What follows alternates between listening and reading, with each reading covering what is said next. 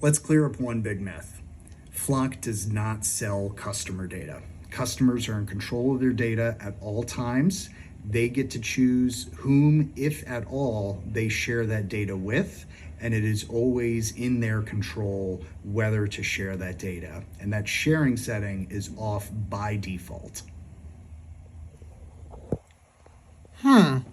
I wonder if the police department from Syracuse, New York, who signed a Flock contract and a year later realized that even though it didn't want its data shared, that its data had been queried 4.4 million times in the last year, if they felt like it was turned off by default. Now, I'm not saying that the Syracuse Police Department didn't give permission for that data to be shared with others, but clearly it didn't realize it had given that permission, which is why as soon as it found out it had, it canceled its Flock contract. Hi, this is Chad Marlowe, Senior Policy Counsel at the ACLU, and let's talk about this argument that Flock doesn't sell its customers' data.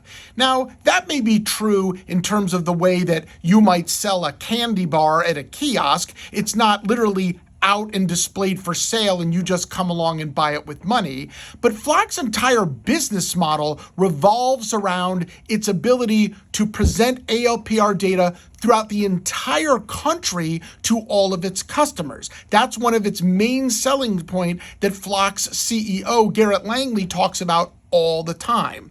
So basically what Flock does is it says to its local customers, hey, if you want to be able to search all this data from all over the country, we'll let you do that, but you have to agree to share your own data as well.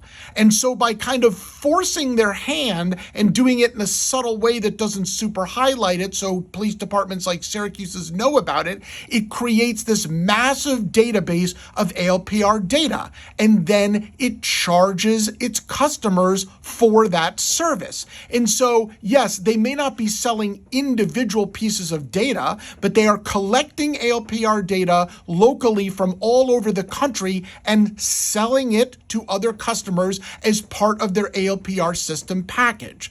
This would be like Ford Motor Company saying, we don't sell steering wheels, we only sell cars. Well, steering wheels are part of the car you're selling in the same way that all of this locally collected ALPR data is part of the ALPR system Flock is selling. So you may not be selling data the way that a store would sell a candy bar, but believe me, the sale of data is an integral part of the system you are selling nationwide, and the result of that is we are all losing our right to privacy.